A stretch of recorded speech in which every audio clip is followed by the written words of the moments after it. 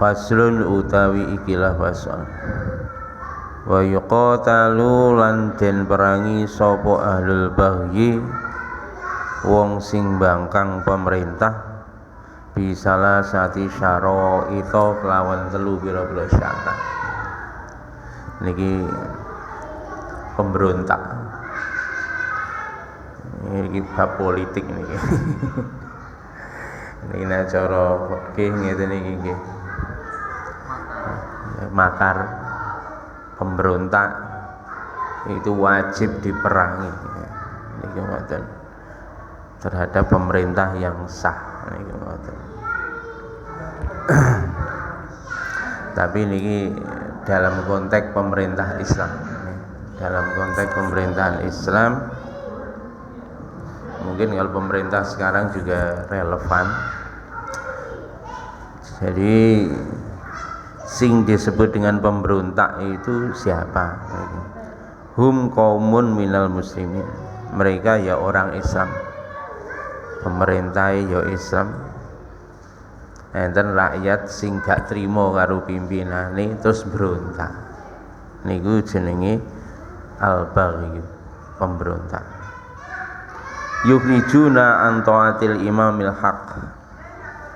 Mereka keluar dari ketaatan pada pimpinan yang benar, pimpinan yang legitimit. Alladzina sabahu jamaah ammatul muslimin, yang telah ditetapkan oleh jamaah umum dari orang-orang Islam.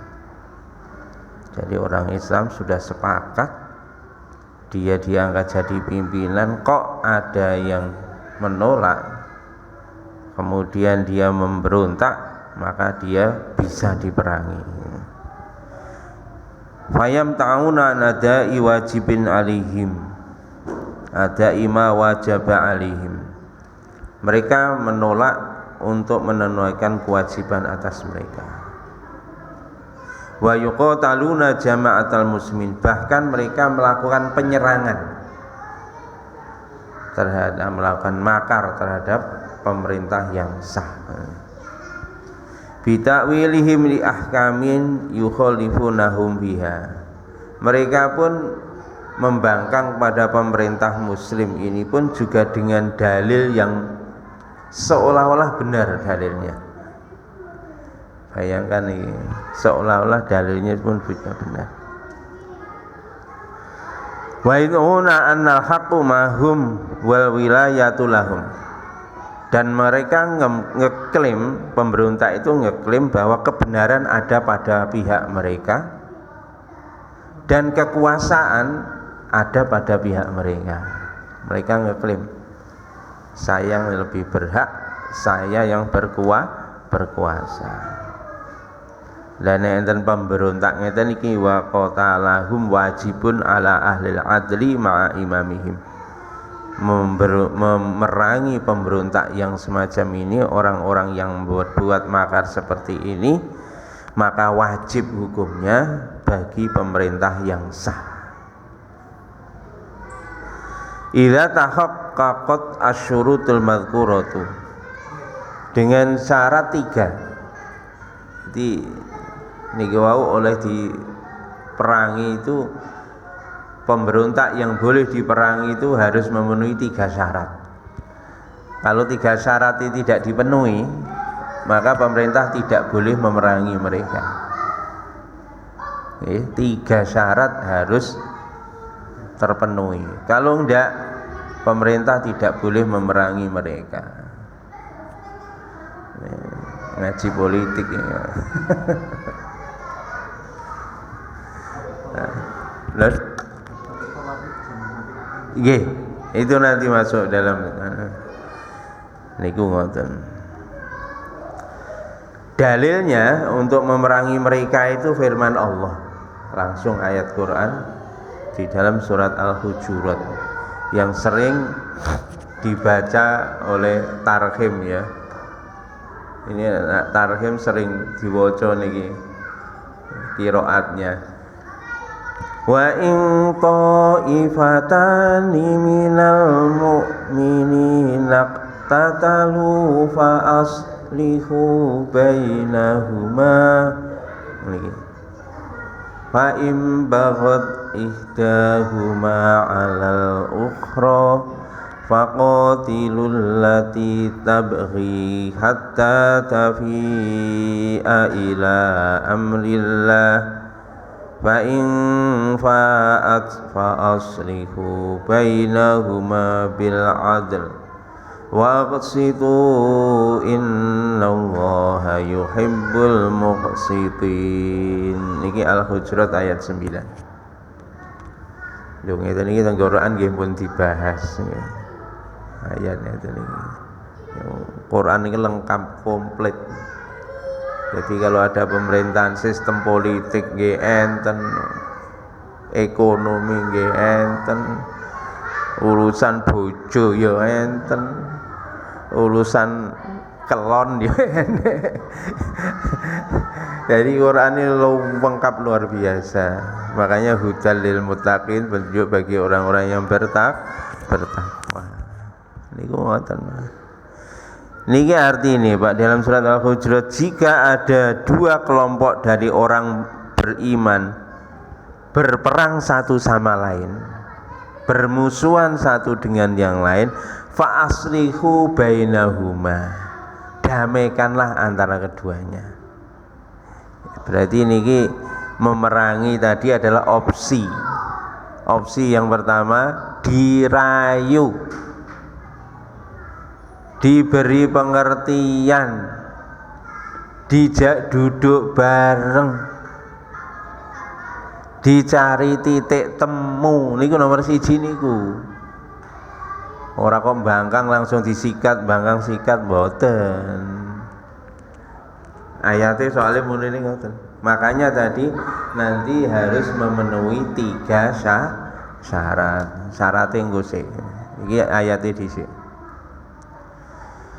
Fa in baghat ihdahuma 'alal ukhra faqatilul lati tabghi, maka yang membangkang jika tetap saja bangkang didamaikan enggak mau, tetap saja salah satu di antara mereka itu membangkang terhadap pemerintah yang sah, faqatilul lati tabghi, maka perangilah orang yang membangkang tadi hatta tafi'a ila amrillah, sehingga dia kembali mentaati perintahnya Allah.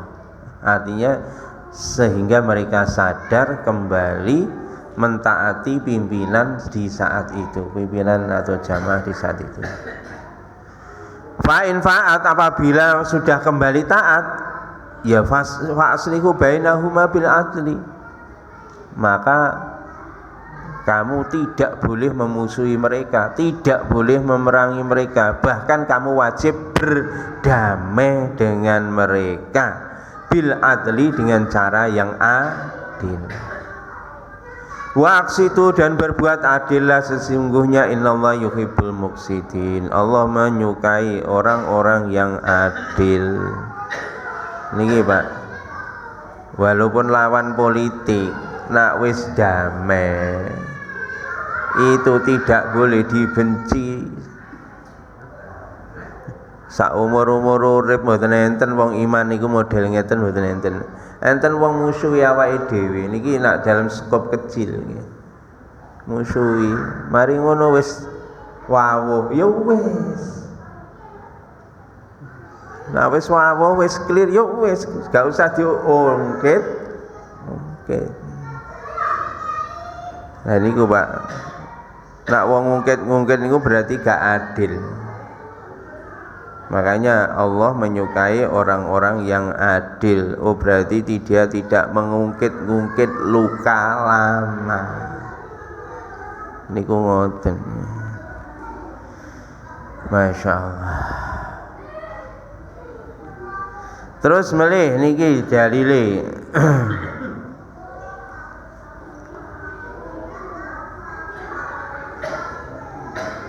Marwahu Muslim ghairi an Arfajah radhiyallahu anhu qala sami'tu rasul yaqulun man atakum wa amrukum jami'un ala rajulin wahid yuridu ayyashqa asakum au yufarriqu jama'atukum faqtuluhu faman arada ayyufarraqa amra hadhil ummah wa hiya jami'un fadribu bisayfi kainan mangkana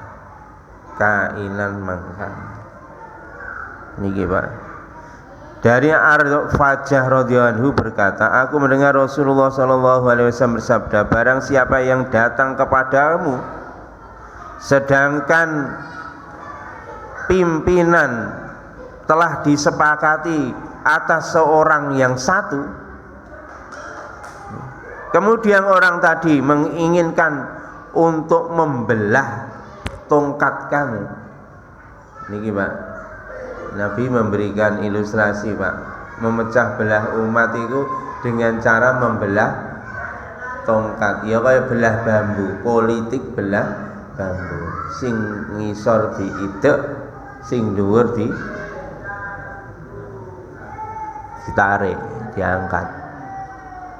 Niki memang ngoten niki Pak. Soalnya setane ket biyen padha. Makane nggih ngoten iki. Enek sing diidek, enek sing diangkat supaya terbelah.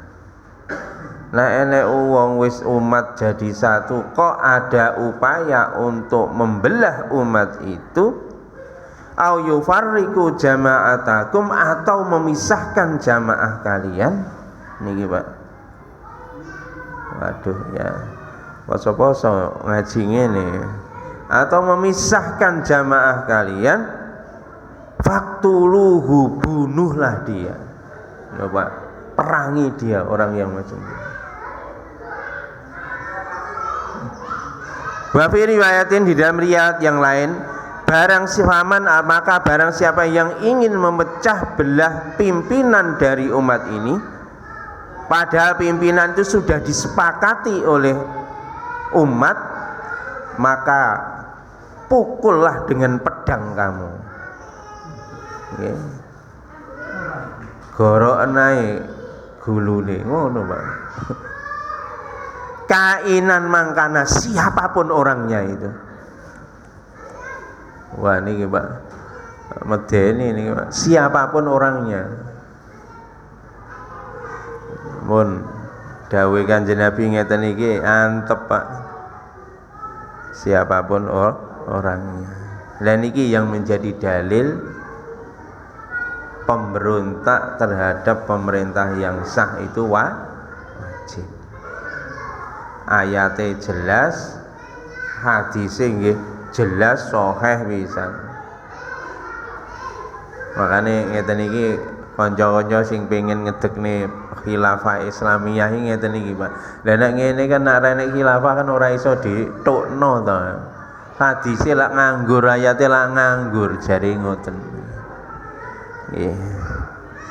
Nggih monggo nek sing di pendapat ngoten. Nggih. Tapi jelas nanti suatu ketika pasti khilafah itu akan datang, soalnya sudah dijanjikan oleh Allah dan Rasulnya. Ini karo kiamat mungkin dan Imam Mahdi mungkin pasti sistemnya khilafah ala manhajin nubuwah, bahkan gelem bah ora ya mesti enten. Wong niku mun ditulis oleh Gusti Allah. Bahkan khalifah jenenge mun disebut kok, jenenge Ahmad atau Muhammad, bine ya padha bin Abdullah, hadise ngono pun. Cuma yang paling penting kita ngaji ini supaya paham. Engko nak khilafah iku ana mboten kaget ngono lho, iki lho teorine sono ngono lho, ngajine ning tasrif. Jadi ini one step ahead, jadi Masya Allah, podo-podo belajar, kalau nggih belajar. Nggih, niki pemberontak boleh diperangi tadi, nomor syaratnya ada 3, harus memenuhi 3 syarat. Kalau syaratnya salah satu dari 3 syarat tidak terpenuhi, maka tidak boleh diperangi. Lah pemene saiki pemerintah Islam belum ada, terus merangi ya ora iso. Awale sing diperangi padha-padha wong Islame dhewe. Niki ya padha wong Islame, tapi memang pimpinan umat Islamnya sudah ada.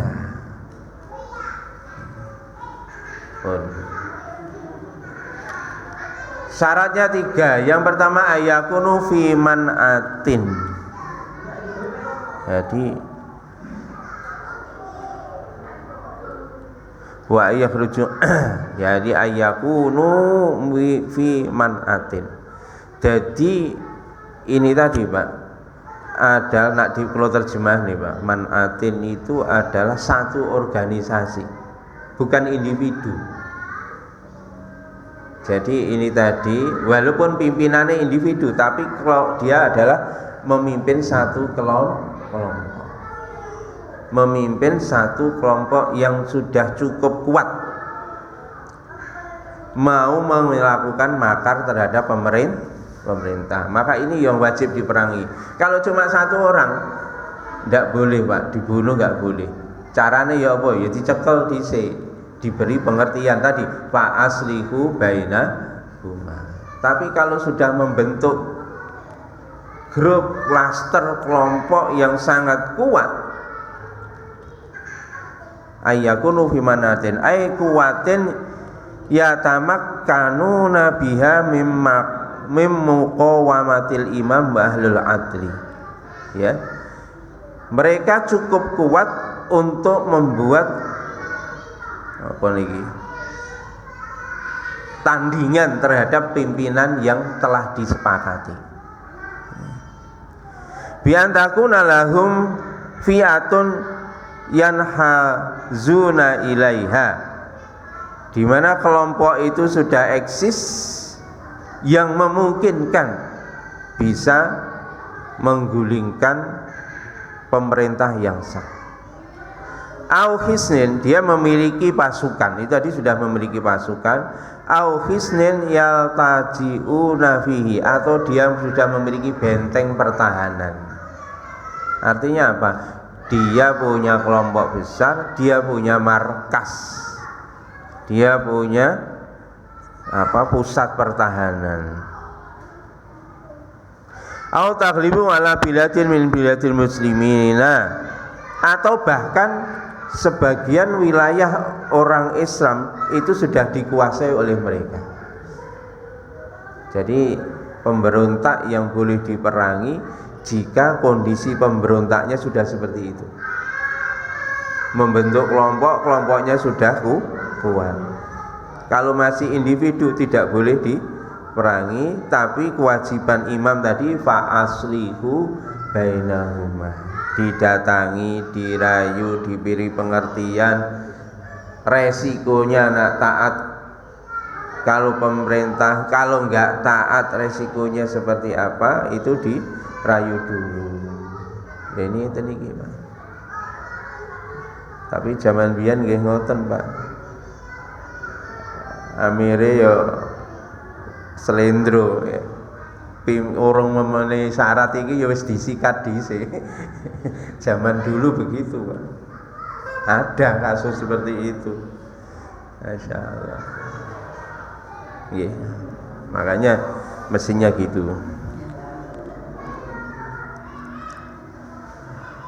Fa ilam takun lahum quwwatun bihadzal makna fala yakhafu syarruhum. Nah ini, kalau kekuatannya belum seperti yang disebutkan di atas, maka tidak perlu dikhawatirkan. Tidak perlu dikhawatirkan atas kejahatan mereka. Jadi pemerintah itu ya jangan terlalu represif, tetapi ya itu tadi kolaboratif. Nah ini sing gak cocok, gak setuju, didatangi fa aslihu bainahuma.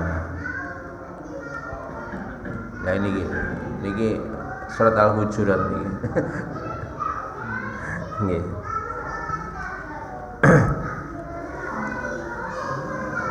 Niki wis didadekne wiritan bendina. Tandane Imam Mahdi arep medun iki ya.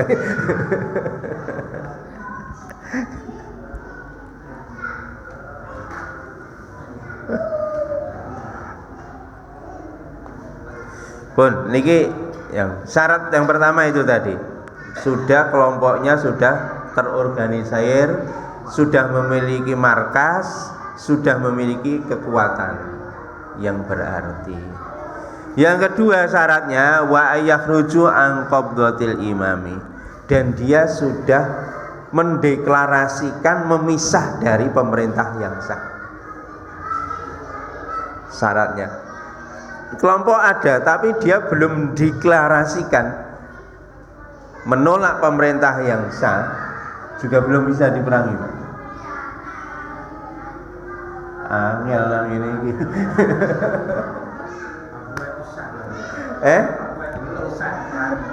Belum. Oh iya, sudah memproklamirkan ya Papua. Bisa. Ya, ini tapi ini nanti kalau Papua belum memenuhi syarat yang ketiga. Nanti ini yang kedua ini syarat yang kedua itu dia mendeklarasikan memisahkan diri dari kepemimpinan yang sah. Kelompoknya kuat, memproklamirkan diri untuk memisah. Niki ngoten. Terus yang ketiga wa yakuna lahun ta'wilun sahihun. Nah ini niki wau. Mereka yang memisahkan diri itu juga menggunakan dalil yang seolah-olah dalilnya kuat seperti yang ada di dalam Quran. Jadi mereka menyatakan menyisahkan diri itu tadi dengan dalil Quran juga, tapi dengan interpretasi mereka. Nah, Papua syarat ketelu memisahkan diri dalile Quran apa ora? Ora, ya wis sikaten ae.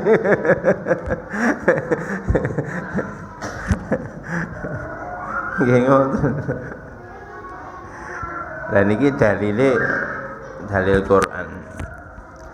Subhatun muhtamilatun. Jadi dalilnya subhat min kitabin au sunnatin, dari Al-Quran maupun dari hadis, tapi diinterpretasikan dengan cara mereka.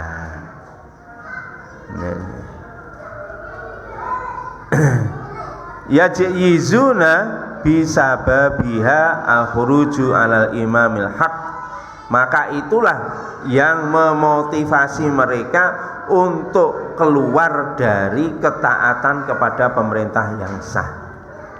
Auman il haqil mutawajjah alaihim, atau dia menghalangi kebenaran yang disampaikan oleh pimpinan mereka. Waman kharaja min ghairi ta'wil kana mu'anidan walam yakun baghiyan. Nah niki Pak, kalau orang tidak taat kepada pimpinan, tidak berdasarkan ayat Quran dan hadis, itu namanya bukan pembangkang, bukan pemberontak, tapi dia orang keras kepala. Wis diomongi, tapi dalile pokoke itu bukan pemberontak, berarti memang orang keras kepala. Makanya wong keras kepala ya ora kena diperangi. Iku wong anu kok. Tapi biasanya orang gini nggak punya kelompok, karena individual, orang kelas kepala. Contohnya kata wili ba'di man kharaju ala Ali radhiyallahu anhu bi annahu ya'rifu qatlatu Utsman radhiyallahu anhu wala yaftadi minhum wala yaktasi minhum. Niki contohnya yang menggunakan dalil ayat Quran memberontak itu adalah kaum Khawarij yang memberontak kepada Sayyidina Ali karramallahu wajhah dengan dalil Quran. Kenapa? Karena melihat Sayyidina Ali tidak mau mengkisos orang yang telah membunuh Sayyidina Utsman radhiyallahu anhu. Padahal orang yang tidak yang terlibat itu tidak jelas. Sayyidina Ali dia tidak mau gegabah mengkisos orang karena terdakwanya tidak jelas. Soalnya itu aksi massa. Terdakwanya tidak jelas. Nah, orang Khawarij mengatakan ini Ali ini orang kafir, ya ini naudzubillah ya. Orang Ali katanya orang kafir.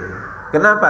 Karena dalilnya Quran, karena cekaknya interpretasi mereka terhadap hukum yang diturunkan oleh Allah Subhanahu wa taala, ta'til ya.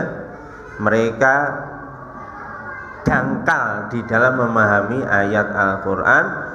Allah berfirman, "Malam yahkum bima anzalallahu fa ulaika humul kafirun." Barang siapa yang tidak mau menghukumi manusia dengan hukumnya Allah, sungguh dia adalah orang kafir. Maka karena inilah Sayyidina Ali harus diperangi karena dia orang kafir, kata orang Khawarij, naudzubillah min dzalik. Padahal Sayyidina Ali Pak karamallahu wajhah, padahal Masya Allah Nabi bersabda, "Ana madinatul ilmi wa Ali babuha." Aku ini kotanya ilmu, Ali itu pintunya ilmu. Lho ngono lho Pak. Wong Khawarij itu wani ngengkel Sayyidina Ali. Bahkan Sayyidina Ali itu TO untuk dieksekusi. Termasuk TO-nya tidak Sayyidina Ali, termasuk Sayyidina Muawiyah juga. TO-nya mau dieksekusi. Akhirnya yang berhasil dieksekusi Sayyidina Ali. Bahkan beberapa kali sudah saya sampaikan, mengeksekusi Sayyidina Ali pun dengan melantunkan ayat Qur'an. Maka wong model ngeten iki harus diperangi. Masya Allah. Bun, nggih anu pirang menit? Oh 3 menit.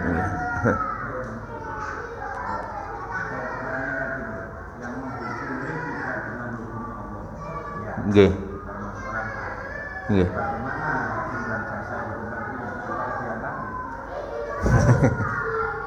Nggih, di Quran Bapak wong namanya kita ini napa? Kalau kita bersyukur, la ing syakartum la azidannakum, Allah akan tambah nikmat. Wala ing kafartum, berarti nak gak syukur kafir sampean. Wala ing kafartum inna adzabi lasyadid, sesungguhnya azabku adalah sangat pedih. Di Quran Pak, bahasanya sama.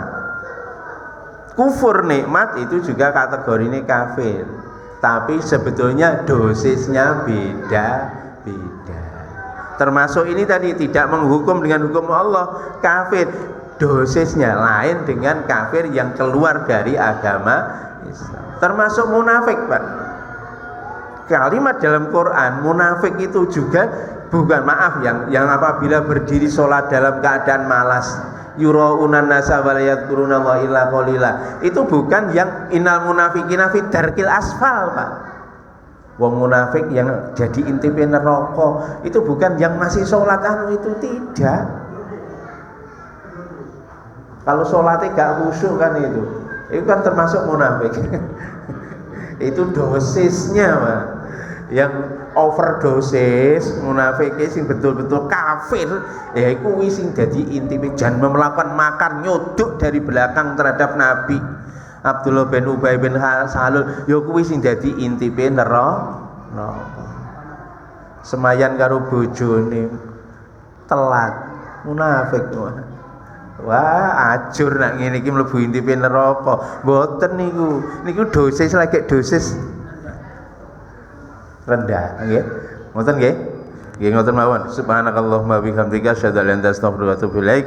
Allahumma lakal hamdu wa bika amantu wa rizqa afdhartu bi rahmatika ya arhamar rahimin. Dhahabat dhamma wa abtalatil uruq. Assalamualaikum warahmatullahi wabarakatuh.